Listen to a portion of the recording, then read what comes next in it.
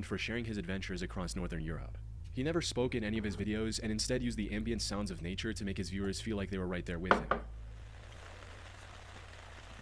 And while he started uploading videos in August of 2024, he'd actually been solo camping ever since he was just 19 years old. At one point, he even biked over 3,700 miles or over 6,000 kilometers across Sweden all on his own. So he had plenty of experience surviving in the wilderness alone. However, when nature turns unpredictable, even the most prepared adventurers find themselves struggling to survive.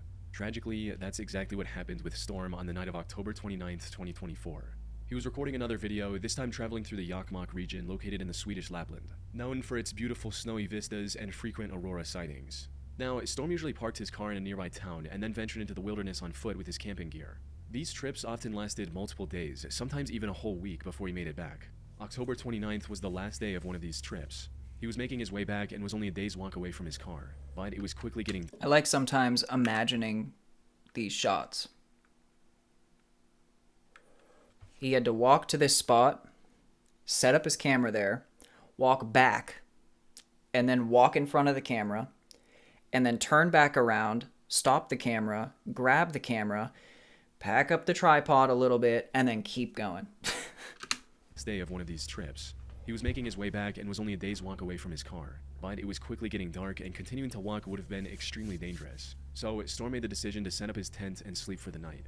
A cold breeze was already sweeping through the region, prompting Storm to mount snow around his tent as a makeshift barrier before going to sleep. Unfortunately, nothing could have prepared him for the extreme weather he was about to encounter. Because just a few hours after setting his tent, the Jokkmokk region got hit by an intense blizzard with winds reaching up to 75 miles per hour or around 120 kilometers per hour. Snow quickly started piling up all around his tent as well. But worst of all, the temperature not only fell below freezing to 21 Fahrenheit or -6 Celsius, the strong wind made it feel as cold as 0 Fahrenheit or -18 Celsius. Maybe he realized the gravity of his That wind chill will get you. situation at this point and wanted to contact his loved ones. Because at around midnight, his friend received a video of him showing his tent getting torn apart by the terrifyingly strong wind, with him stating, "Tonight it's going to get worse, Jesus Christ." He also called his grandmother right after and reassured her of his safety, stating, "It's snowing heavily here, but don't worry, I'll survive, you know." Then, at 2:36 a.m., the Swedish authorities received an SOS I don't think call he's from going to. Storm. He reported multiple injuries, including a broken nose, and requested immediate help. Unfortunately, the strong wind made it impossible to reach him with a helicopter, and the snow obstructed any rescue efforts on the ground. The blizzard eventually subsided at around 10 a.m., and the rescuers rushed to Storm's last known location. Sadly, by the time they found him, it was already too late. The lower half of his body had turned purple due to the extreme cold, and even the blood on his face from the broken nose was frozen solid. Oddly enough, he was found roughly 1.6 miles or 2.6 kilometers away from his collapsed tent. It's unclear if he was forced to ditch the tent after it collapsed or if he set out before that happened. In either case, he was walking towards his car when he likely fell, broke his nose, and then contacted the authorities. The only silver lining in Storm's tragic end is that at least he died doing what he loved, as he told his father when he first started going on these solo camping trips. "Dad, it took me a long time to know what I wanted, but that's what I want." Yeah, I was wondering at first why he called and reported a broken nose, but now I realize, well, at least it's a good thought that he likely did fall and break his nose, most likely, because he's walking back to his car. Rose Moody was a 31-year-old YouTuber No and good. influencer from Scottsdale, Arizona. And while most of her content on YouTube revolved around her faith as a Christian, her Instagram account posted mostly different content. There, she made regular posts about her hiking adventures across the rocky desert terrain of Arizona. Hitting the trails several times a week had become a natural part of her routine ever since she moved to Arizona 6 months earlier. And May 21st was supposed to be no different. She got up early and quickly drove to the Gateway Trailhead located in the McDowell Sonoran Preserve. She parked her car and began the roughly 4.5-mile or 7-kilometer hike across the Loop Trail. It was a moderately challenging trail with a rocky path and noticeable elevation changes, but nothing Hannah hadn't tackled before. She felt fairly confident she could finish the hike in under 3 hours, and even made plans to hang out with friends at lunch. Unfortunately, what started as just another ordinary hike ended with a devastating tragedy. What do we think it's going to be? Someone that put her hike to an end? Or weather? Or did she get lost and have no cell phone service? I don't know, but it's got to be like one of those three things, unless it's totally out of left field. Because this isn't just like natural disaster happens, they don't make it home. It's outdoor YouTubers that didn't make it home. So it could be anything. Maybe she did fall. Let's see. Friends were the first to sense something was wrong when Hannah didn't show up for lunch on time. She didn't send any messages about running late and wasn't picking up her phone either. It wasn't like her to ghost people out of nowhere. So, after waiting at the restaurant for many hours, her friends decided to check on Hannah at her home at around 7:50 p.m., hoping she was simply resting after a tough hike. But when they arrived at her house, her car was missing from the driveway, the lights were off, and the door was locked. Seeing this, they immediately contacted the authorities. They found her car still parked at the trailhead, and it wasn't long before the search party was looking for Hannah across the Gateway Loop Trail with helicopters, drones, and canines. The search was eventually called off at 11:30 p.m. due to the darkness, and resumed the next morning with even more people partaking in the search. This went on until about 12:05 p.m. when a helicopter pilot made the heartbreaking discovery Hannah's friends and family were dreading all night. Just 600 yards off the trail, rescuers discovered the remains of Hannah Moody lying face down on the desert ground. Hannah was dead, and likely had been for several hours. However, there was nothing that could explain her end right away. Yeah, so no bad weather. Maybe she did fall. That's still not been ruled out.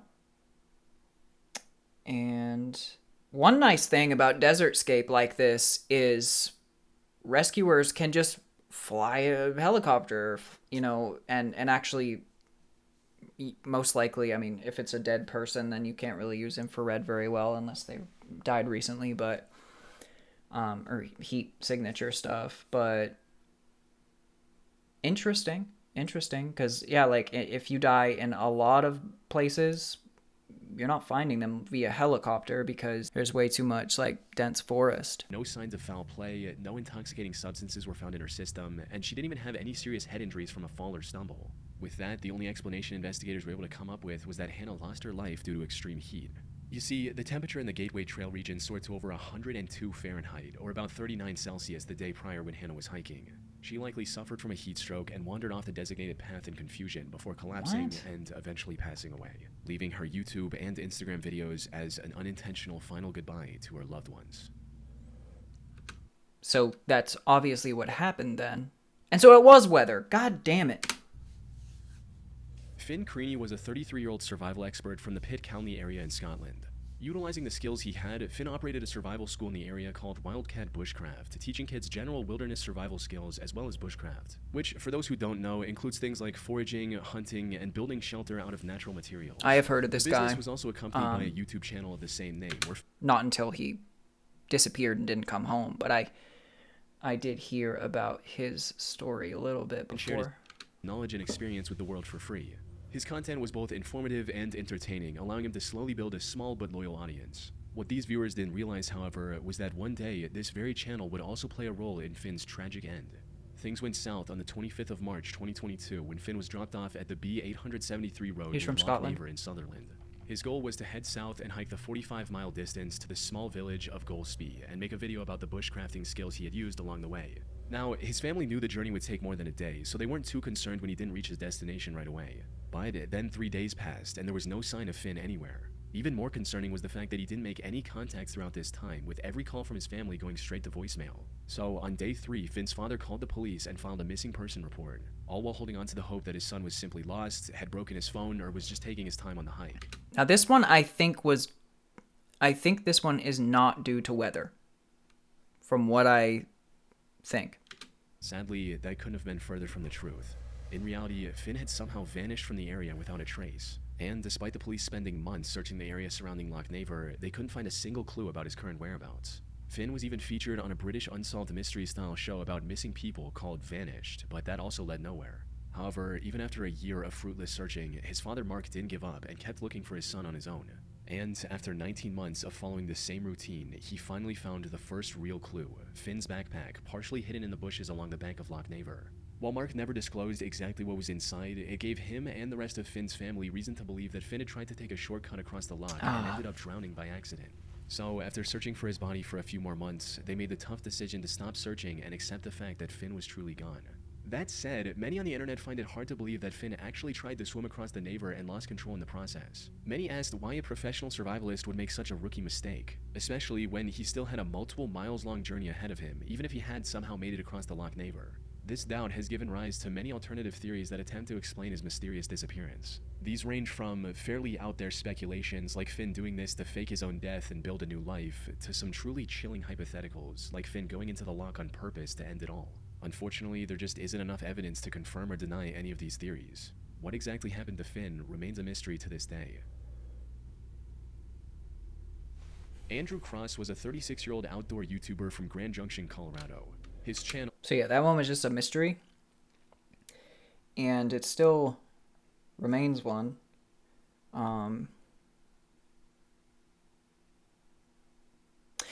But yeah, you would think that, because a loch is a lake, and there's no sharks in lakes or anything. Like, I feel like if they would have dredged the lake and it's not that big, like, they could probably find him. And I'm sure they have been trying to do that, or did do that before giving up. So it just, I don't know. I don't know if he tried. Number one, it's a rookie mistake, like they said, but number two, I don't know. Yeah, I don't know. You'd think that they'd find him in there. Desert Drifter featured content that could only be described as archaeology mixed with exploration. He visited and made videos about any place he found interesting, from thousands-years-old stone walls to abandoned German spy caves from World War II.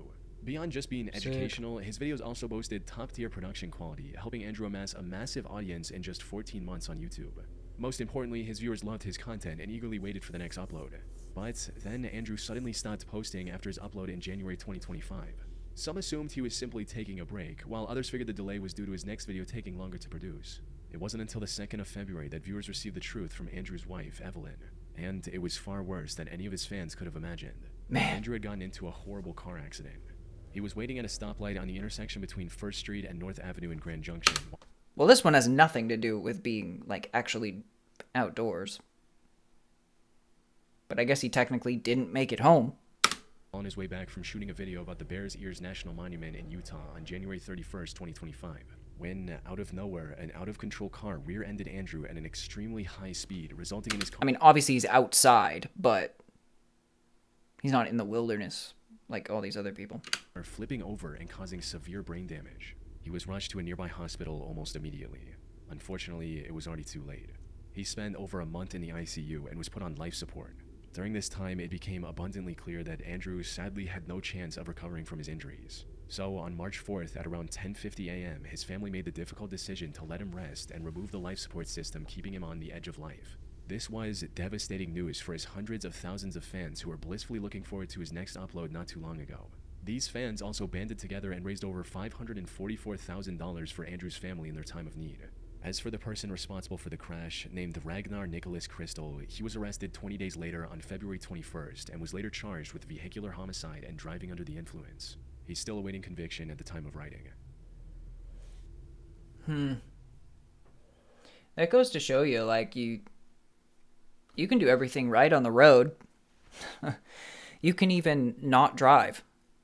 You can take an Uber, or you can take a bus. But all it takes is somebody else being a complete idiot in one way or another to just rear end you at a high rate of speed, give you brain damage, and then your family has to pull the life support plug on you like that. Whoo! No good. That is no good.